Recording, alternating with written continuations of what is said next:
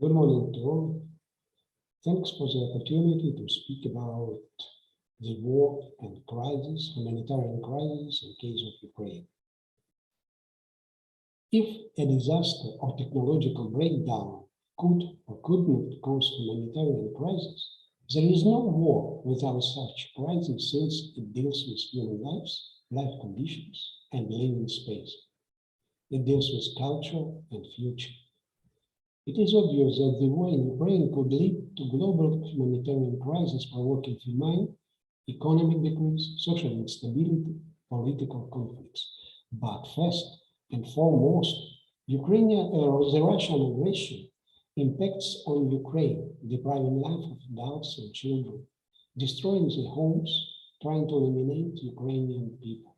Here you see only a few episodes of this horrible war lasted more than 4 months.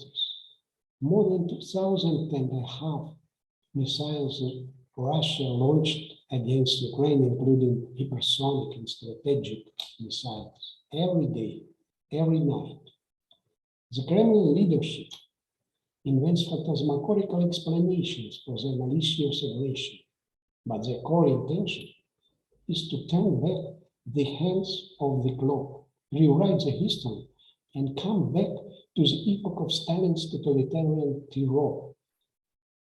They burn books on history and culture of Ukraine in occupied cities like Kherson and Melitopol. They brought blanks, passport blanks for citizens of Kyiv.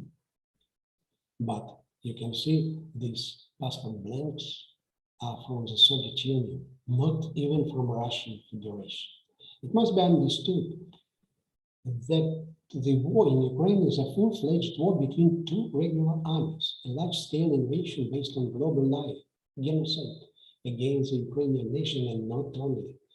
The whole citizenship of Ukraine is aspiring for freedom, independence, human and cultural rights, freedom of expression, freedom for belonging, freedom for sustainable development.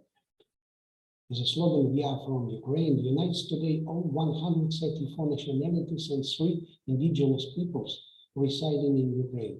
Furthermore, Russian aggression evoked collective cultural memory, and many artifacts and images from cultural heritage reimagined today supporting Ukrainians in their fight. Cockerel flask from the town of Borodyanka near Kyiv and ceramics from Mariupol Local History Museum are like symbols of the invisible spirit of multinational Ukrainian history and culture. The first was made in traditional for Kyiv region technique of glazed ceramics. The latter represented origins of Donetsk region pottery based, among other, on Greek culture. Kozak Mamai, here you see, is the most common character in Ukrainian folk painting, legends, proverbs, and stories from the late 17th century to present times. His immortal image, which is linked with a kobza, a lute-like musical instrument that is a symbol of Ukrainian soul, is passing through time, adhering characteristic of respective epoch. It is embodied now in the image of Ukrainian ground forces soldier, dubbed the Ukrainian Reaper, who supposedly killed over 20 Russian soldiers in combat alone. The culture became an integral part, not only of fighting, but of thinking for future reevaluating values. It deals with new concepts of museum collections, art exhibitions, theater performances, concerts, and even positioning. Russian drama theaters in Kyiv, Mykolaiv, Kropyvnytsk, Odessa, Kharkiv rejected the definition Russian, and now they are named regional or national drama theaters. Cultural and scientific organization excluded presence of the Russian culture, which reminds on aggressive destruction and killing. Maybe such essence was encoded in Russian culture like the subliminal stimuli. And now we meet a flammable mess of imperial and Soviet politics, of raiding, lying, and menacing. Here you see the performance of Lviv theater in a shelter, the exhibition in the National Museum of World War II in Kyiv, and film demonstrations in the cinema house in Kyiv for fundraising for the army, and also plus out activities for school children, speaking about mine clearing and the mining territories in Ukraine. Ukrainian culture revived after 2-3 weeks of the beginning of Russian aggression. And now we can say that the book market volume is about 25-24% against 2022. Book prices increased by 50% comparing with last year. The number of fresh printed books after the beginning of August, it was less than 10% of last year amount, while the number of publishing houses personnel decreased by 50% and of printing houses by 80% in Kharkiv and 60% in Kyiv.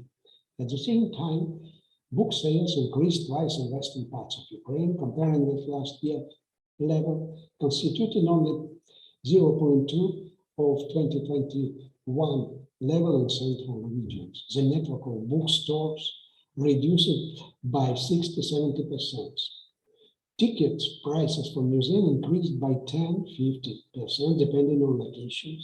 Tickets for theaters increased from 4 times. For example, Kyiv Opera House, where the cheapest tickets were €5, now have these tickets of 20 euros, and to 20% at local or regional theaters. Most of libraries, especially in central and western parts of Ukraine, have been converted into art therapeutic centers. Art galleries, art associations, and individual artists organize auctions to make fundraising from forces of humanitarian aid, carry out exhibitions to raise the spirit, like the poster exhibitions in Ukrainian house in downtown of Kyiv, paint walls and shelters to create comfortable environment, like in the city of Lutsk, western part of Ukraine, make graffiti on buildings, like in Kyiv, the graffiti of St. Javelina. Speaking about the trends of cultural policy, we can say that according to the data collected by the Heritage Emergency Response Initiative and Maidan Museum of Revolution of Dignity as of beginning of June 2022, 380 objects of cultural heritage are damaged or destroyed in 10 regions of Ukraine, in particular 133 places of worship, Ukrainian and Russian, Orthodox churches, Catholic cathedrals, Jewish synagogues, and Muslim mosques, 14 museums, 16 monuments, 16 libraries, 4 theaters. This number is increased every day in every region. The Heritage Emergency Response Initiative and the Minister of Culture and Information Policy of Ukraine organized platform for collect evidence of crime and damages of tangible cultural heritage. Our Center for Democracy Through Culture organized a platform for collect data about intangible cultural heritage and its state in Ukraine today. Different conferences and roundtables were organized for discussing state of artist heritage museums. One of these conferences organized by our Center, Democracy Through Culture, National Academy of Arts of Ukraine, and Swedish Association of Museums, with the name Ukraine After the War, Museums as a Gate to the Future. And maybe finishing, I would like to say 2 words about cultural policy and plans for cultural policy development. According to the state strategy declared by the presidential office and the government, this policy will consist of 3 phases. The first phase for the year 2022 will be called Moving to the Victory: Loss and Needs Assessment, Crime Evidence Processing, Emergency Aid, and Mapping of Cultural Landscape. The second stage, 2023-2025, will be reached to short-term objectives, revision of the laws and the framework, introduction of new concept, content, and mechanisms for new cultural policy of Ukraine. And the last, 2025-2032, it will be long-term strategic objectives for the country oriented toward humanistic values. And we hope that different experts, including Compendium experts, will help us to develop this strategy. Well, that's in general all, and I hope that next time we could meet offline and speak about new cultural policy of Ukraine and the new cultural profile of Ukraine, which after the war, which we hope will end as far as possible. Thanks.